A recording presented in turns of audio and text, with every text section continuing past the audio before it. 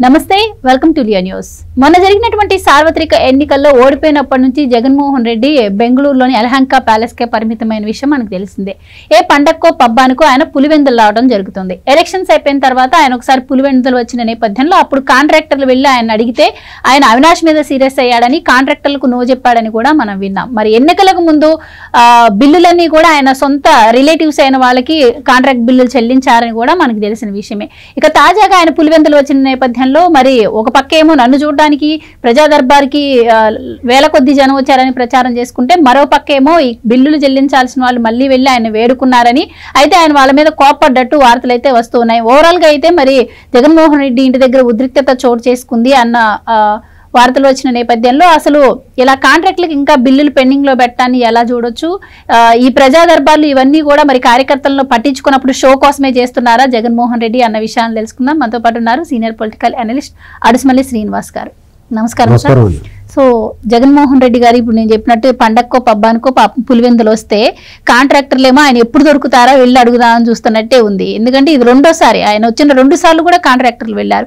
ఎందుకు సార్ వాళ్ళకి బిల్లులు ఇవ్వకుండా వాళ్ళు ఇప్పటికి కూడా ఎందుకు ఇబ్బంది పెడుతున్నారు? వాళ్ళ సమస్యలను పట్టించుకోకుండా అసలు ఆయన పెట్టిన ప్రజా దర్బార్ ఎవరి కోసం? ఇదంతా కూడా మరి ఎవరిని నమ్మించడానికి షో కోసం చేస్తున్నాడు అనుకోవచ్చా? మీరేం చెప్తారు? బిల్లు ఇవ్వకుండా ఇబ్బంది పడుతుంటే వాళ్ళకి ప్రభుత్వం ఇవ్వాలండి. ఇప్పుడు జగన్మోహన్ రెడ్డి గారు మంచో చెడో ఆయన అనుకున్నదోటి అయిందోటి జరిగింది. అతను ఊహించింది వేరు. శాశ్వతంగా తనే అధికారంలో ఉంటాననుకుని కొన్ని తప్పులు చేసాడు. అతను అధికారం పోద్దా 5 సంవత్సరాల తర్వాత అంటే కొంచెం ఒళ్ళు దగ్గర పెట్టుకుంటారు. నేనే శాశ్వతంగా ఉంటాను అనేటువంటి భావన వచ్చిన తర్వాత నాకు తిరిగిలేదు అనుకున్న తర్వాత చేయాల్సిన అవకతవకలో తప్పులు, అసలే కోతి నిప్పు కలుదాగింది ఆ మీద నిప్పు తొక్కింది అన్నట్టుగా ఇతను అసలే వక్ర బుద్ధి ఉన్నవాడు. ఆయన కొంచెం అవినీతి ఛాయలు, అవినీతి అంటే ఇష్టం ఆయనకి. అంటే అవినీతి అంటే ఏంటమ్మా అని అడిగాడు అనుకున్నాం కదా మనం. కాదు, అవినీతి అంటే ఆయనకి ఇష్టం. ఇప్పుడు కొంతమంది పాయసం ఇష్టం ఉంటుంది, కొంతమంది జున్ను ఇష్టం ఉంటుంది, కొంతమంది కారం ఇష్టం ఉంటుంది, కొంతమంది మాంసం ఇష్టం ఉంటుంది. అలాగే అతనికి అవినీతి అంటే ఇష్టం. ఊరికినే వచ్చిందే తీసుకోవడం అంటే అతనికి ఇష్టంగా ఉంటుంది అనమాట. అది ఒక రోగం లాంటిది. దాన్ని మనం అది వద్దనుకున్నా మానేయాలనుకున్నా మానలేరు, వ్యసనం. అంచేత ఆయన అధికారంలోకి వచ్చిన తర్వాత నాకు శాశ్వతంగా ఉంటుంది అనుకున్నప్పుడు తన తాలూకు ఇష్టాన్ని పూర్తిగా తీర్చుకున్నాడు. ఎక్కడికక్కడ కొల్లగొట్టేయటం, ఆస్తులు లాగేసుకోవడం. అసలు దీనికి రూల్స్ ఎందుకు? మన రూల్స్ మనం పాటిస్తామా? మనకి రూల్స్ మనకి ఎందుకుంటాయి?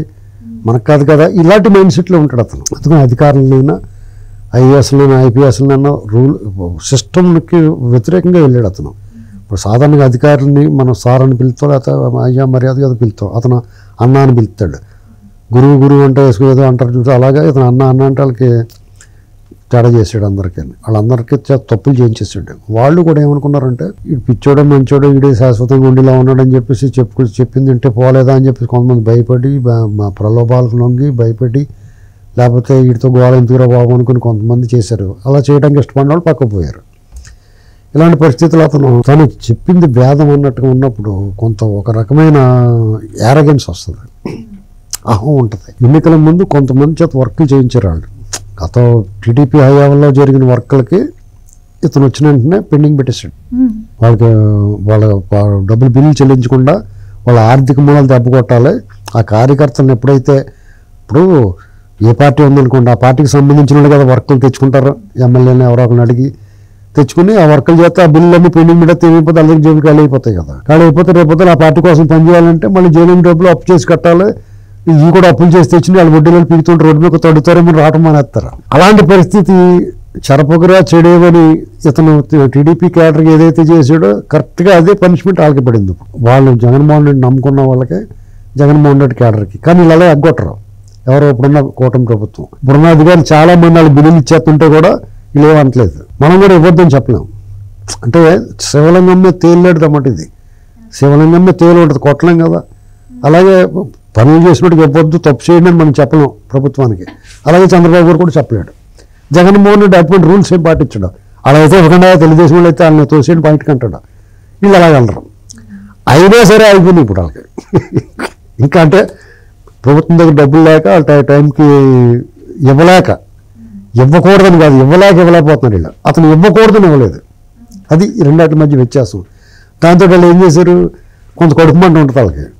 నువ్వు కొంతమందికి ఇప్పించుకున్నావు కదా నీ వాళ్ళకి మేమేం తప్పు చేసావు అని చెప్పేసి నువ్వు కొంచెం ఫైట్ చేయి గవర్నమెంట్ మీద బిల్లు ఇవ్వమని చంద్రబాబు గారు వాళ్ళు ఫైట్ చేశారు. కోర్టులకు వెళ్ళారు, వాళ్ళకి ఆర్థిక సహాయం చేశారు, న్యాయ సహాయం చేశారు, ఎన్నాటికి చేశారు చంద్రబాబు గారు. అప్పుడు బిల్లు రాని వాళ్ళకి మేము వచ్చిన తర్వాత ఇప్పిస్తాను ఒక తోపు పట్టండి ఈ టైప్ చెప్పారు. కనీసం అటువంటి వాదార్పు కూడా లేదు నువ్వు అని కొంతమంది బాధ. ఈయన దర్బార్ పెట్టినప్పుడు సరే బర్త్డే అది కదా వచ్చారు బ్యాచ్ అంతాను. ఎంత లేదన్నా జగన్మోహన్ రెడ్డి మీద కూడా ఇంత అరాచకమైన ఇప్పుడు పందికి ముద్దు అండి రాక్షసుడు ఏదైనాడు సార్. పిల్ల రాక్షసుడిని పెద్ద రాక్షసుడిని ముద్దెట్టుకుంటాడు కదా, మనకంటే భయం ఏంటి రాక్షసుడికి బాగానే ఉంటుంది కదా. అదే మైండ్ సెట్ ఉన్న వాళ్ళకి జగన్మోహన్ రెడ్డి అంటే ప్రేమ ఉంటుంది, మనం తప్పట్టకూడదు దాన్ని. జనం బ్రహ్మాండంగా వచ్చారు. వచ్చిన వాళ్ళు అయితే యథావిధిగా ఇప్పుడు ఇప్పుడు విక్రమార్కుడు ఏం చేస్తాడంటే యథావిధిగా చెట్టు మీద ఉన్న శవాన్ని భుజం మీద వేసుకుని వెళ్తుంటే శవంలోని బేతాళ్ళు రాజా అని ఒక కథ చెప్తాడు. అలాగా ఇతను యథావిధిగా దోలిచ్చేసాడు. వీటి కనీసం వాళ్ళు కనిపించకుండా వాళ్ళు గంటల తరబడి నిలబడి వెయిట్ చేస్తే కనీసం ఫుడ్ నీళ్లు కూడా లేకుండా నిలబడ్డామని వాపోతున్నారు వాళ్ళంతా. వాళ్ళు కనీసం దర్శనం ఇవ్వాలనుకోలేదు, వాళ్ళు చెప్పేది వాళ్ళు చెప్పాలనుకున్నది వినాలనుకోలేదు. ఈ లోపల మళ్ళీ ఎవడో ఒకటికి అవకాశం ఇస్తాడు, అన్న మా బిల్లు లేట్ అందుకని అసలే చిరాకులో ఉన్నాడు, ఓడిపోయినప్పుడు జగన్మోహన్ రెడ్డి అసహనం మామూలుగా ఉండదండి. అతను గెలిచినప్పుడు ప్రౌడ్ ఫీల్ అవుతాడు, ఆవంతో ఉంటాడు, బయట దర్శనం ఇవ్వడం. 1000 BC అని 10,000 BC అని సినిమా వచ్చింది. అందులో పెద్ద కొండ మీద ఉంటాడు ఒకడు, ఆ తెరలనకాల నన్ను దేవుడి కింద భావిస్తూ ఉంటారు జనం. ఆ సినిమా ఇంగ్లీష్ సినిమా చూడండి, అదే కీటకంలా ఉంటాడు. కీటకం అంటే తెలుసు కదా, పురుగు అలాగే ఉంటాడు. అలాంటి వాడు ఆయన దేవుడు అనుకుంటూ ఉంటారు వీళ్ళు. అలాగే ఇతను కూడా ఇది ఒక మనిషి రూపంలో ఉన్న కీటకం ఉంది ఏంటండి. ఇతను ఆ యథావిధిగా వాళ్ళ దర్శనం ఇవ్వకుండా వాళ్ళు ఇబ్బంది పెడతాడు. ఏం చేస్తారు, అరుచుకున్నారు కాసేపు. కొంతమంది అన్నాను మళ్ళీసారి వస్తామన్నా పిచ్చోళ్ళు కదా పోతారు పాపం. కొంతమంది చిరాకు వచ్చి రాళ్ళు విరేస్తారు. అలాంటి గందరగోళం తప్ప జగన్మోహన్ రెడ్డి మీద కోపంతో గందరగోళం చేసింది కాదండి. అది ఏ మాట కామాట చెప్పుకోవాలి. అయితే ఈ డబ్బులు బిల్లులు ఇవ్వని వాళ్ళు తిరగబడ్డారు. ఇది ఏమవుద్దంటే కొన్నాళ్ళకి ఇప్పుడు వీడు కోటలో ఉన్నోటే పేటలో ఉన్నోటే వీడు ఎంతురో బాబు మనకు అనుకుంటా సైడ్ అయిపోతారు అనమాట. కనీసం 10 ఏళ్ళ దాకా జగన్మోహన్ రెడ్డికి రాజకీయంగా ఇక్కడ క్యాన్వాస్ మీద అతనికి స్థానం ఉండదు. ఈ లోపల అతను పరివర్తన చెంది పశ్చాత్తాపం చేసి అనేక ప్రజల క్షమాపణ కోరి ఈ తప్పులన్నీ ఒప్పుకుని పునీతుడు అవ్వాలంటే శిక్ష కూడా అనుభవిస్తేనే పునీతుడు అవుతాడు. ఇతను ఇప్పటికే కోర్టుకి వెళ్ళలేదు, విచారణకు హాజరవ్వట్లేదు. ఇతను శిక్ష పడిందంటే ఇంకో 10 ఏళ్ళు పడిపోయింది అనుకోండి, ఒక్కొక్క కేసు లింకులు కింద పెడతాం. వచ్చి జన్మ కూడా సరిపడగా జైలు చేయాలి అతను. ఇలాంటి పరిస్థితుల్లో అతనికి రాజకీయంగా స్పేస్ పోయినట్టే. ఇప్పుడు ఆవిడ చెల్లి ఏంటంటే ఆవిడ కాంగ్రెస్ పార్టీలో ఉంది. ఇతను ఏం చేస్తున్నాడు, తన పార్టీని తన క్యాడర్ని కాంగ్రెస్ క్యాడర్ని అందరినీ తన వైపు తీసుకొచ్చి తన వాళ్ళందరినీ కలిపి ఒకేసారి ముంచాడు. తన జైల్లో పోతాడు. ఆ క్యాడర్ అంతా పోయేడు కానీ వరకు మీరు పొంటారు కాంగ్రెస్ పొండని చెప్పలేదు వాళ్ళకి. వాళ్ళంతా కాంగ్రెస్లోకి వచ్చినా ఆ పార్టీ మళ్ళీ కాంగ్రెస్ అన్ని పుంజుకుంటుంది. ఇప్పుడు అటు కాంగ్రెస్ పుంజుకోకుండా ఇటు జగన్మోహన్ రెడ్డి ఇదో కూడా ఆ నాయకులు కొంతమంది ఏం చేస్తున్నారు, జనసేనలోకి బీజేపీలో పోతున్నారు. వాళ్ళు కూడా శుభ్రంగా అక్కడ ఫుల్ మీల్స్ చేసేసి మళ్ళీ ఇక్కడికి వచ్చేస్తున్నారు. వాళ్ళని చేర్చుకోవడం వీళ్ళు తప్పు, అది చూసుకోవాలి జాగ్రత్తగానే. అంటే ఇప్పటికీ మనం చూస్తున్నాం పెద్ద నాయకుల దగ్గర నుంచి సర్పంచుల వరకు అందరూ కూడా పార్టీ మారుతున్న పరిస్థితి. ఇలాంటి టైంలో కూడా మరి ఆ కాంట్రాక్టులకి సరైన హామీ ఇవ్వకపోతే ఇంకా అసలు పార్టీ మనుగడ కూడా కష్టం కదా. బిల్లుల కోసం వాటి కోసం ఇందులోకి వచ్చేసి నాయకులను పట్టుకుని బిల్లులే చేయించుకుంటాం చూస్తారా. మీకు వాళ్ళు బుద్ధి మారదు, పార్టీ మారతారు తప్ప వాళ్ళ లోపల ఉన్న బుద్ధి ఎందుకు మారుతుందండి. ఆ బుద్ధి మారాలి, పశ్చాత్తాపం కలగాలంటే వాళ్ళు అలాగే ఉండొచ్చాలి, కొన్నాళ్ళు చేర్చుకోకుండానే.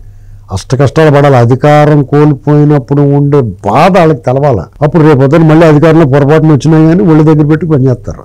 లేదనుకోండి ఏ పార్టీ అధికారంలో ఉంటే ఆ పార్టీలో పోవచ్చు అనుకున్న వెసులుబాటు వచ్చిందనుకోండి, వాళ్ళన్న క్రూరత్వం కానీ రాక్షసత్వం కానీ దుర్మార్గం కానీ అవినీతి చేసే ఆ మనస్తత్వం కానీ పోదాం. ఇది ఇప్పుడు పార్టీలు విస్మరించినవి. ఇప్పుడు ఏంటంటే అవతరాన్ని వీక్ చేస్తున్నాం కదా అనుకుంటున్నారు ఈ పార్టీలో. అంటే ఇప్పటికే ఎమ్మెల్యేగా పులివెందుల నుంచి ఆయన అసెంబ్లీలోకి అడుగు పెట్టట్లేదు, వచ్చిన కాంట్రాక్టర్లను ఇలా తిరిగి పంపిస్తున్నారు. ఇప్పుడు కాంట్రాక్టర్లకే చెల్లించిన వాళ్ళు ఆ ప్రజా దర్బార్ నుంచి ఆయన వినతులు తీసుకొని ఇక్కడ అసలు ఆయన తాడేపల్లిలోనే ఉండట్లేదు, బెంగళూరులో ఉంటున్నారు. వాళ్ళు ఆయన ఎంత మాత్రం అక్కడ సమస్యలు తీరుస్తారు. అసలు పులివెందులో కూడా ఆయనకు వ్యతిరేకత వచ్చే అవకాశం చాలా క్లారిటీ ఉందండి. మనకే బుద్ధి లేక మాట్లాడుకుంటున్నాం కానీ యాక్చువల్గానే పొదపడ్డా అనుకుంటున్నాడు. అతను కావాల్సిన సంపాదించుకున్నాడు. కేసుల్లో దరిదాపులోకి ఎవరు రాకుండా చూసుకోగలడు. అతను అత్యంత శక్తివంతుడండి. ఇవాళ వ్యవస్థలను 13 ఏళ్ళ నుంచి కేసులకి కోర్టులకు హాజరవకుండా అంతకన్నా గొప్పది ఈ దేశంలో ఎవడన్నాడు చెప్పండి. ఈ వ్యవస్థల్ని మేనేజ్ చేయడంలో మనం అందరూ ఈ ప్రపంచం ఈ దేశ పౌరులందరూ నమ్మబెట్టిన న్యాయ వ్యవస్థ కూడా అతను ఏం చేయలేకపోతుంది. అత్యంత శక్తివంతుడైన ప్రధానమంత్రి లేకపోతే హోంమంత్రి ఉన్నారు చెప్పాలి, చపాతీ బటర్ మసాలా తప్ప పట్టించుకోవట్లేదు. ఇలాంటి పరిస్థితుల్లో అతనికి ఏం కావాలి? అతను భయమించుకుంటుందండి. అతనికి ఎవరికి జడుస్తాడు అతను? మీరు ఇప్పుడు ఓపెన్గా మాట్లాడుకోండి. అతను మనము ఎగతాళి చేస్తాం, విక్రిస్తున్నాం మనం అంతే. కోతి మనం విక్రిస్తుంది కదా, మనం దాన్ని విక్రిస్తాం. అలాంటి పరిస్థితుల్లో మనకేంటంటే మన కసి తీరక అతను చేసిన అరాచకం మీద ఉన్న కోపం తగ్గక ఇప్పుడున్నవాళ్ళు సరిగ్గా చర్యలు తీసుకుంటలేదన్న ఆ అసహనంతో అతను తిట్టుకుంటున్నాం మనం అంతే. అతను చాలా క్లారిటీగా ఉన్నాడు, ఇలా నేను పేగలేరు పోండా అని. ఇప్పుడు అతని కోసం వచ్చారు, ఓడిపోయినప్పుడన్నా రంట్రా బాబు అని మాట్లాడాలి కదా వాళ్ళతోటి. అది కూడా చేస్తలేదంటే అది అంత బలుపుతో ఉన్నాడని మీరు అర్థం చేసుకోండి. అతను ఏం చేయాలంటే వీళ్ళు అతను వార్తలో రాకుండా చూడాలి. అతని గురించి మాట్లాడకుండా బ్యాన్ చేయాలి. అతని గురించి మాట్లాడిన మంచిగా మాట్లాడినా చెడ్డగా మాట్లాడినా తీసుకెళ్ళి కొట్టేయాలి. అప్పుడు అది గురించి మానేస్తారు. ఆ పని చేయాలండి. అలాంటి రూల్స్ పెట్టాలి. కొంతప్పుడు ఎంత మంచి పేరు ఉన్నా కానీ అప్పుడప్పుడు ఇలాంటి చెక్క వ్యవహారాలు ఎవడో నట్టం పెట్టి చేయాలి. ఇది ఇప్పుడు నేను మాట్లాడిన జగన్ నేను పొగుడుతున్నానా తిడుతున్నానా అని కాదండి, మనం అయితే ఒప్పుకొని తీరాలి కొన్ని విషయాలు. ప్రభుత్వం ఆలోచిస్తుందేమో అని చెప్పేసి మనం మీ ద్వారా చెప్తా ఉన్నాం. Right sir, thank you so much. Please subscribe to Leo news for more videos.